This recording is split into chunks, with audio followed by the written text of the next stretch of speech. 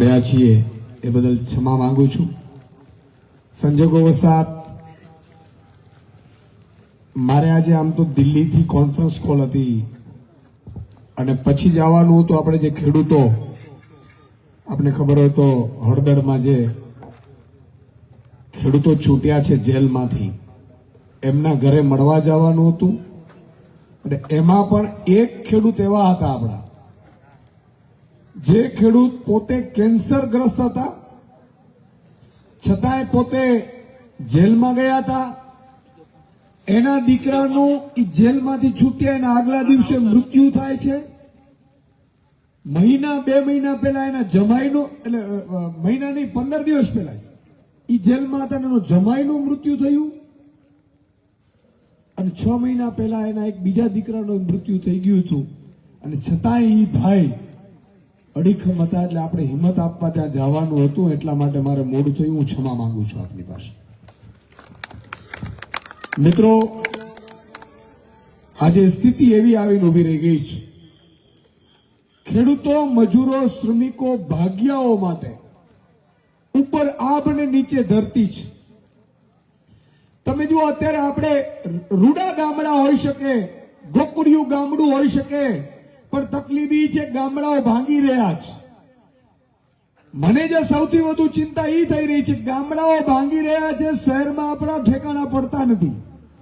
શહેરમાં આપણે ફાવે પણ નહીં વડીલોને, અને સંતાનો થોડું ઘણું પણ આપણે ભણાવીએ છીએ અને ફરજિયાત મજૂરી કરવા પણ શહેરમાં મોકલવા પડે છે. મિત્રો, 20-20 વીઘાના જમીનોના માલિક કહેવાઈએ, એમને દીકરાને એટલા માટે શહેરમાં મોકલવું પડે છે કે અહીંયા કોઈ દીકરી નથી આપતા.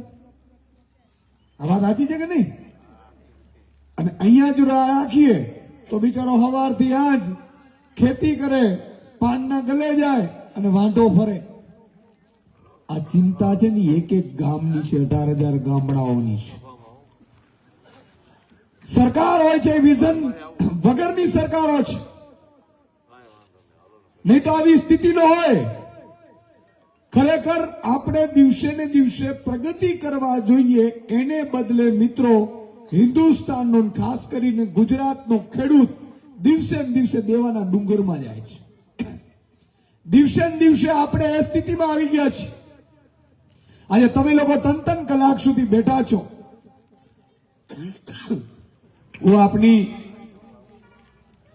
આ ધીરજને વંદન કરું છું, પણ મિત્રો 3 કલાક થી પણ અટકવાનું થતું નથી. આપણે 30-30 વર્ષના કડદા કાઢવાના છે ને, એટલા માટે 3 કલાકે ઓછી પડશે. આજે હાલત જુઓ તો તમે, આમાં એક પણ ખેડૂત મને દેવા વગરનો હોય તો બતાવો. ઊંચી આંગળી કરો જેને ઉપર દેવું ન હોય. છે કોઈ છે? કોઈ પણ દેવું ન હોય એવો ખેડૂત નથી. મિત્રો, જ્યારે બેંકોની લોન, બેંકો લોનો આપવાનું બંધ કરે ને, એટલે ઘરેણા ઉપર લોનો લઈએ છીએ આપણે. પણ આવી સ્થિતિઓ કેમ આવે છે? કારણ કે વિઝન વગરની સરકારો આપણે ત્યાં બેસી ગઈ છે, વિઝન વગરના નેતાઓ બેસી ગયા છે. એને કોઈ વિઝન નથી. મિત્રો, આ જ ગામ છે, આજે 10-20 વર્ષ પછી પણ આ જ સ્થિતિ હોય, ધૂળની ડમરીઓ ચડતી હોય, 20 વર્ષ પછી પણ ધૂળની ડમરીઓ ચડતી હોય, અને ન ગામનો વિકાસ થાય, ન ગામના લોકોનો વિકાસ થાય, તો એ સરકાર શું કામની? એક ઘરમાં પણ જો વડીલ વ્યવસ્થિત ઘર ન ચલાવે ને, તો ઘર દેવાના ડુંગરમાં આવી જાય. ત્યારે આ તો રાજ્ય ચાલે છે. મિત્રો, મને ચિંતા એ વાતની છે કે આ 2 વર્ષમાં તમે જુઓ, 4 બાજુ ખેડૂતો પર અત્યાચાર થઈ રહ્યા છે. કાલે અમારી કચ્છમાં કિસાન મહાપંચાયત છે. કચ્છમાં 5-5, 7-7 વીઘાના ખેતરો હોય ને, એમાંથી 5-5 થાંભલા કાઢે છે અદાણી અને કંપની. આ ખરેખર આ ભાજપની સરકાર છે કે અદાણીની જ ખબર નથી પડતી. અને પાછો એક પણ ભાજપનો 162 ધારાસભ્યો છે, 25 સાંસદો છે, આટલા મંત્રીઓ છે, આટલા મુખ્યમંત્રીઓ છે, આટલા જિલ્લા પંચાયતના સભ્યો છે, આટલા તાલુકા પંચાયતના સભ્યો છે, છતાંય કોઈના બાપની તાકાત નથી અદાણીની સામે બોલી શકે, ચૂને ચા કરી શકે. સાહેબ, આટલા નમાલા નેતાઓ, આટલી નમાલી સરકારો આપણે ત્યાં હોય, અને એટલા માટે આપણે એક થવાનો સમય આવી ગયો છે. જ્ઞાતિ જાતિ ધર્મ ભૂલી ગામડે ગામડે એક થવાનું છે. મિત્રો, મને ચિંતા એ વાતની થાય છે. હું હમણાં એક ગામમાં ગયેલો. કોડીનારમાં જયારે આ કમોસમી વરસાદ થયું ને ત્યારે કોડીનારમાં ઇકો થોડો ઓછું કરી નાખો ને પડઘા પડે છે. કોડીનારના ગામડાઓમાં મિત્રો હું જયારે વિઝિટ કરવા ગયેલો, અટટલા પાણી ભરેલા હતા. એમાં 5-7 આગેવાનો મારી સાથે ગામના આવેલા. મને કે સાહેબ અમારા ગામમાં આવો ને આવો. હું ગામમાં ગયો, ગામમાં જોયું પાણી ભરેલા હતા, પાથરા તણાતા હતા અને હાલત ખરાબ હતી. મેં કીધું સ્કૂલ છે? તો કે ના, સ્કૂલ નથી સાહેબ, 5 ધોરણ સુધીની છે, એક શિક્ષક છે. મેં કીધું બાજુના ગામમાં? તો બાજુના ગામમાં 8 ધોરણ સુધીની છે, 2 જ શિક્ષકો છે. મેં કીધું એ ગામ મત કોને આપે છે? તો સાહેબ એ ગામ આખે આખા ભાજપના પેકો પેક. તમે વિચાર કરો, તમારા ને મારા દીકરાને ભણવા માટે ગામમાં ભાજપ શિક્ષક નથી આપતું, છતાંય કમળ ઉપર બટન દબાવીએ ને તો ભાજપનો વાંક નથી, વાંક આપણો છે. આપણે આત્માને જગાડવાનો સમય આવી ગયો છે. આ વાત સાચી કરું છું, ખોટી કરું છું? તરત જોરથી બોલો એટલે મને ખબર પડે.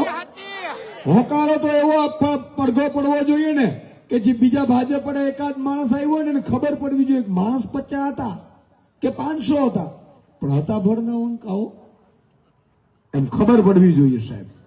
તમે વિચાર કરો, આજે કેટલો સમયથી આપણી ખેડૂતોને ભાવ નથી મળતા. હમણાંની વાત નથી કઈ, 2014 ની વાત કરું. ઓફિશિયલી આંકડો છે, મગફળી 1000 રૂપિયા 900 રૂપિયા વેચાતી હતી, તેલનો ડબ્બો 1500 રૂપિયા વેચાતો હતો. અને ત્યારે ભાઈ નરેન્દ્રભાઈ મોદી એમ કહેતા હતા, ભાઈઓ બહેનો, મારા ખેડૂતોને માત્ર 1000 રૂપિયા. આમ કે ભાઈઓ બહેનો, કપાસના માત્ર 1500 રૂપિયા. આવું કહેતા હતા કે નહોતા કહેતા ભાઈ? અને કોઈ પણ ભાજપ વાળો એમ કેમ કે ના નહોતા કહેતા ને તો વિડીયો બતાવી દેજો, યુટ્યુબ ઉપર છે. નહીં તો આ લોકો કોડાઓ માને જ નહીં, સ્વીકારે જ નહીં, અમારા આકાઓ કે જ નહીં. એટલે તમારા અમારી બધી દોરું કરી નાખ્યો. હવે તો પાછા આવડો અને પાછા હોય પાછા આપણા વેવાય. હા, ભાજપ વાળો હોય પાછા વેવાય, કા મામાનું હોય કા કાકાનું હોય. હમણાં હું કહીશ કે હવે આપણે એનું શું કરવાનું છે. બહેનોએ બેઠી છે, આપણે દીકરી દીધેલી હોય અને ખબર પડે કે આ ભાજપનો છે ને તો કહી દેવાનું કા પાર્ટી બદલ ને કા સગાઈ ફો. હા, હમણાં એક દીકરીએ કર્યું છે, છાપામાં આવ્યું છે. એક સગપણ કરવા ગયા, એમાં દીકરાને દીકરી ગમી, દીકરીને દીકરો ગમ્યો, બધે વાતું થઈ, પરિવાર બંને સહમત થયા. પછી દીકરીને દીકરો અગાશી ઉપર 2 મિનિટ વાત કરવા ગયા. એટલે દીકરીએ પૂછ્યું તમે શું કરો છો? તો હું ભાજપમાં છું. નીચે આવીને દીકરીએ કીધું મારે સગાઈ કરવી નથી. આ સત્ય હકીકતની વાત કરું છું. હવે સાંભળજો, એ દીકરી કેટલી ખાનદાની હતી સાહેબ.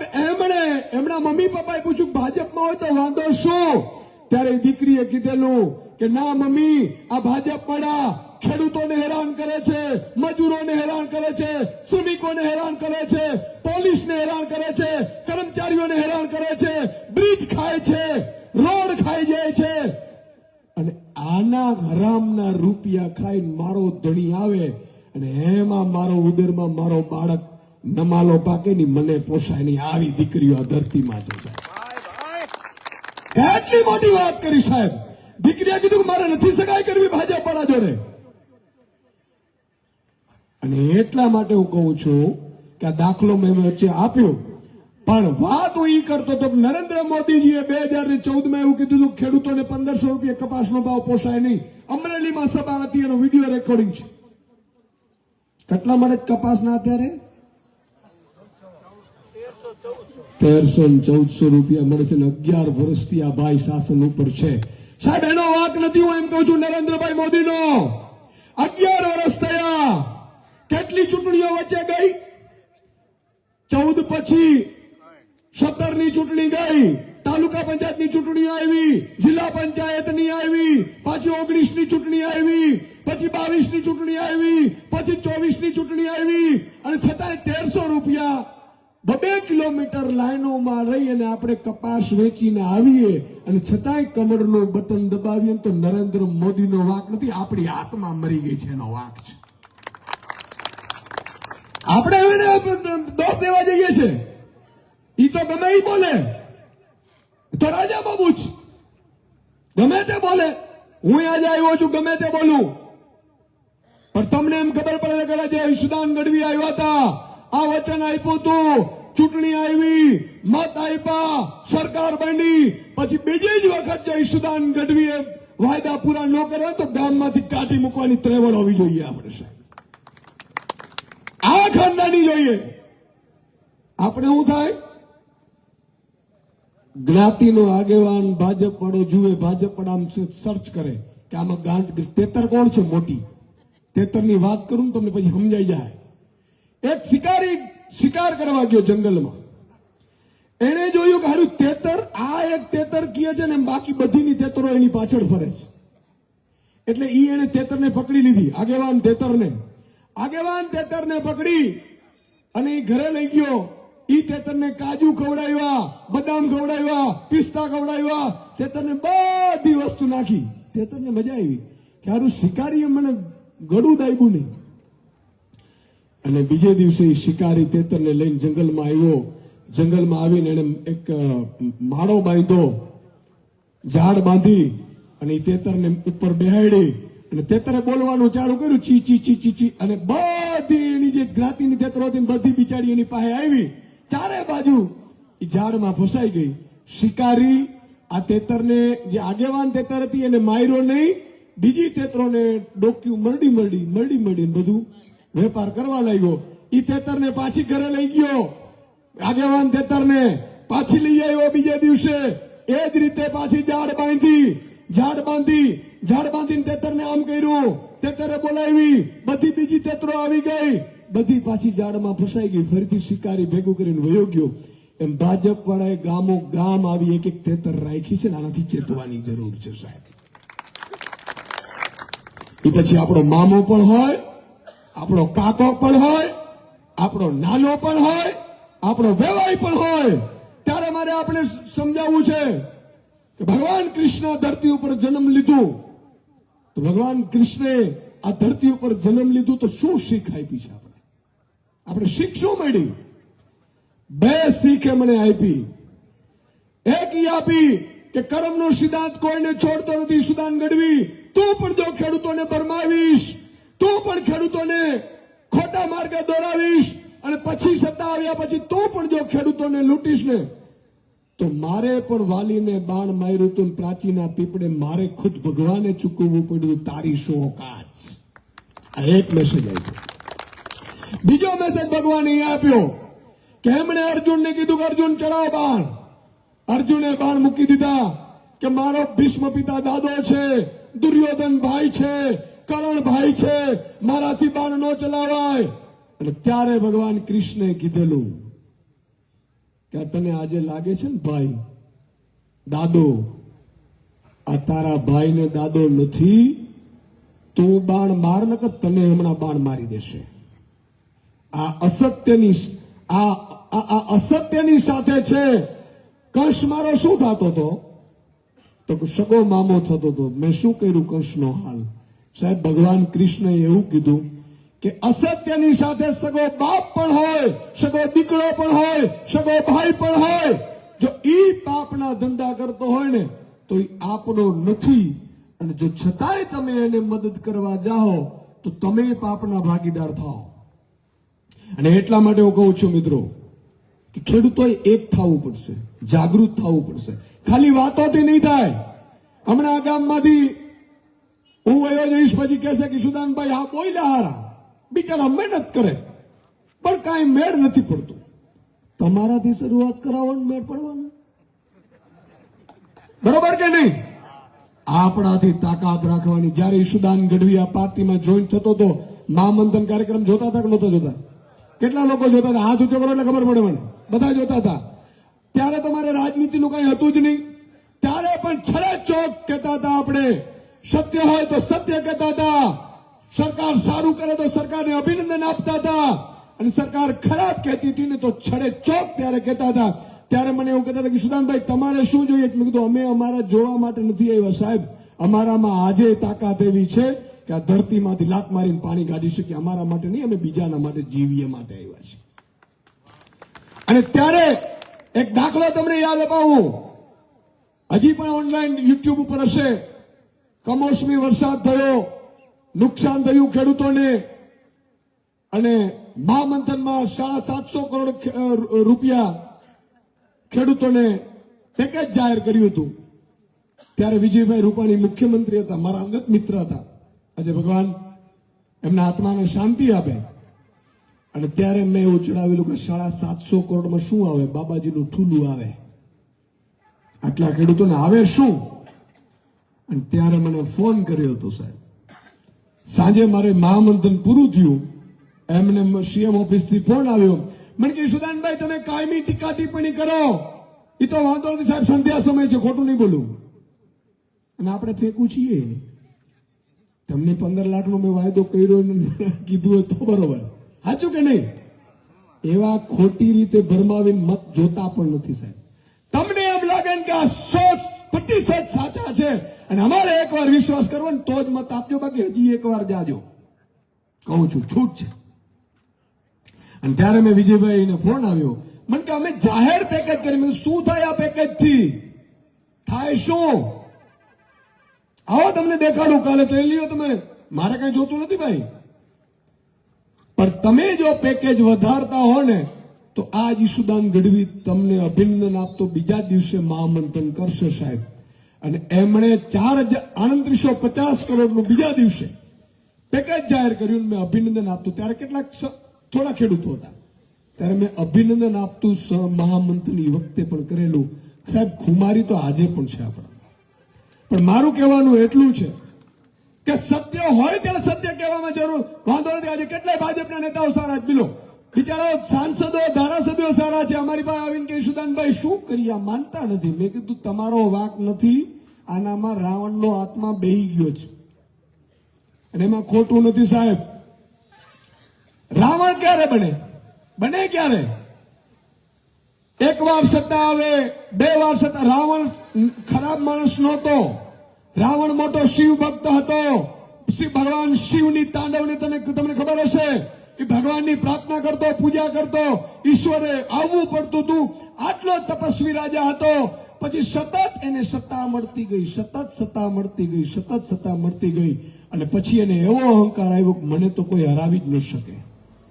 શું આવ્યું? મને તો કોઈ હરાવી ન શકે. પછી એમણે સાહેબ માતા સીતાનું અપહરણ કર્યું. કહેવા હું એ માંગુ છું કે ભાજપ 5 વર્ષ સારી હતી, પછી એનાથી 5 વર્ષ થોડી નબળી ગઈ, પછી 5 વર્ષ નબળી ગઈ. સાહેબ 30 વર્ષથી ગમે તેને સત્તા આપો ને, આજ ગામમાંથી કોકને એકને તમે મુખ્યમંત્રી 30 વર્ષ બનાવી દો, તમારું સાંભળે ને તો ઈશુદાન ગઢવી આજીવન તમારો ગુલામ થઈ જાય. 30 વર્ષથી શાસન છે સાહેબ. કોનું સાંભળે? ધારાસભ્ય સાંસદોનું સાંભળે નહીં, આપણું સાંભળે નહીં. નો જ સાંભળે ને. અને હું કહીને જાઉં છું, આજે તમે બહુ સમયથી બેઠા છો, તમારો વધારે સમય નહીં લઉં, પણ કહીને જાઉં છું, કોઈ પણ સરકારને છેલ્લા 15 વર્ષ આપો, એનાથી વધારે ન આપો.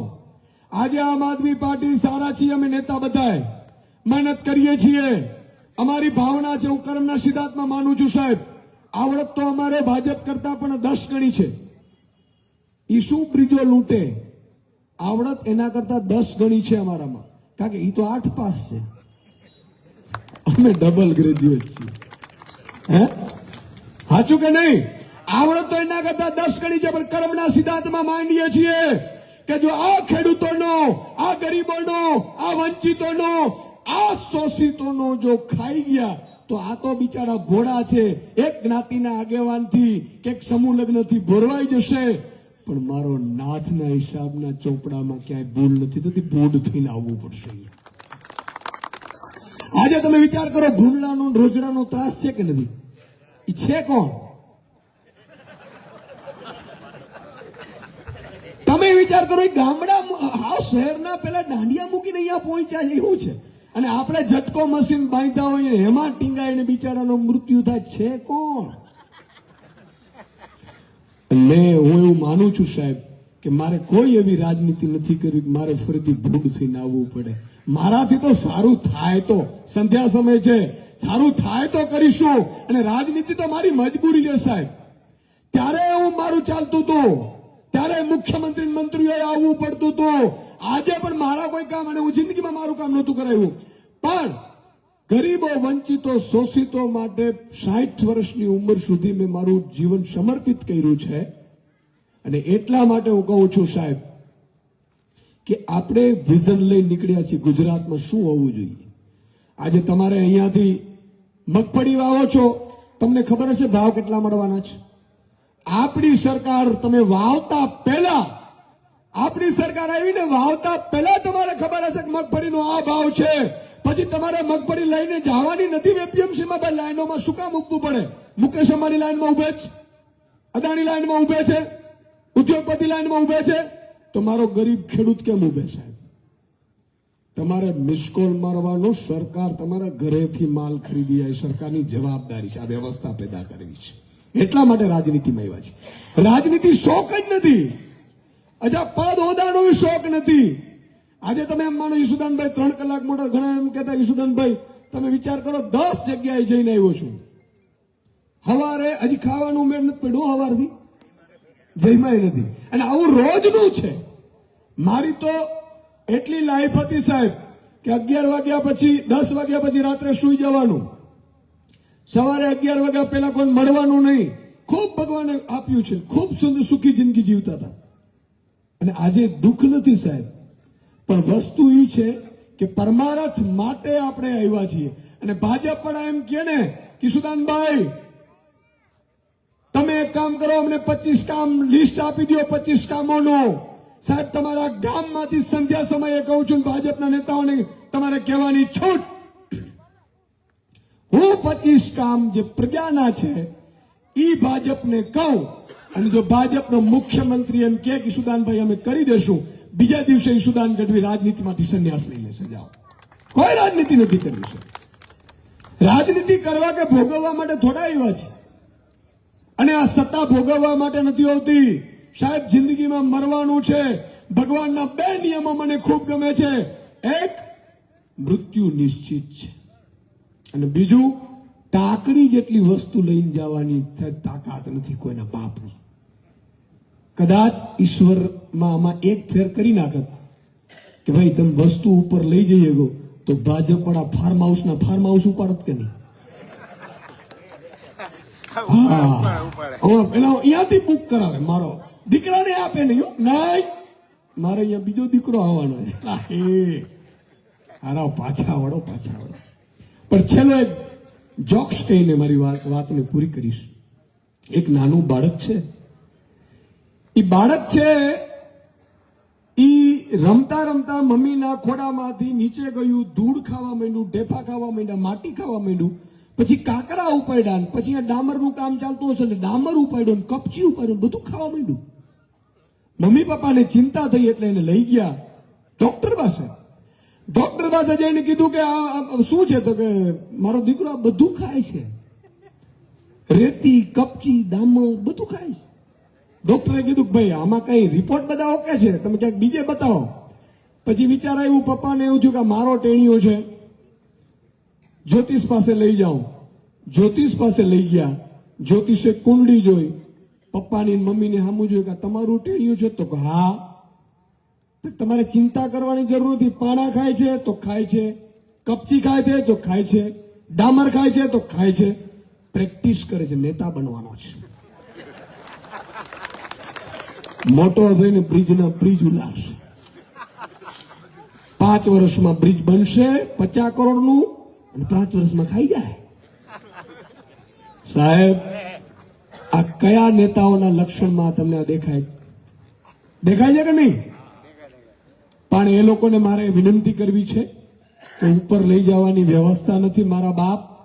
અને એક બીજી છેલ્લી વાત કહી દઉં કે ભાજપ વાળા નેતાઓને કહું છું, પાપના ધંધા, ભ્રષ્ટાચાર, લૂંટવાનો, ગરીબોને ચૂસવાનું બંધ કરી દેજો, નહીં તો સરકાર 2027માં આવતાની સાથે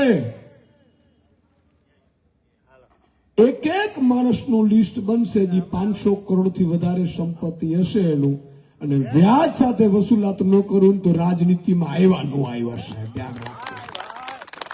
અને એમાંથી એક પણ નયો પૈસો બીજા કોઈ નેતાના ઘરમાં નહીં જાય. મારા ખેડૂતો, ગરીબો, વંચિતો, શોષિતોના દેવા માફીમાં વપરાશે. આ આપણું સપનું છે.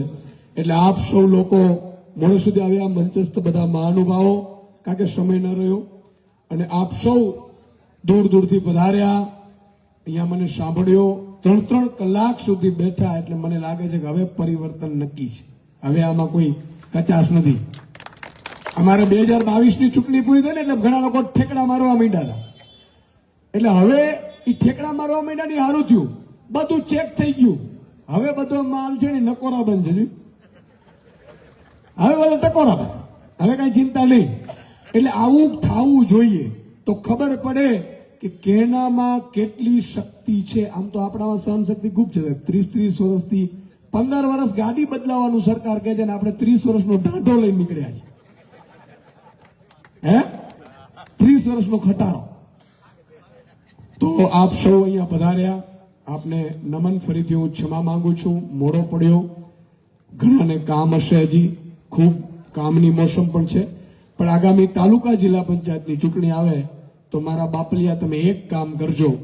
આજે તમને જો આ સારી વાત લાગી હોય તો બીજા 10 વ્યક્તિઓને ધીરે ધીરે, અહીંયા જો આ ગામના ચોરે બેઠા હોય ને પેલો પાટિયા ઉપર, 2 જણાને રોજ સમજાવવાનું અને ભાજપમાંથી કાઢવાનું.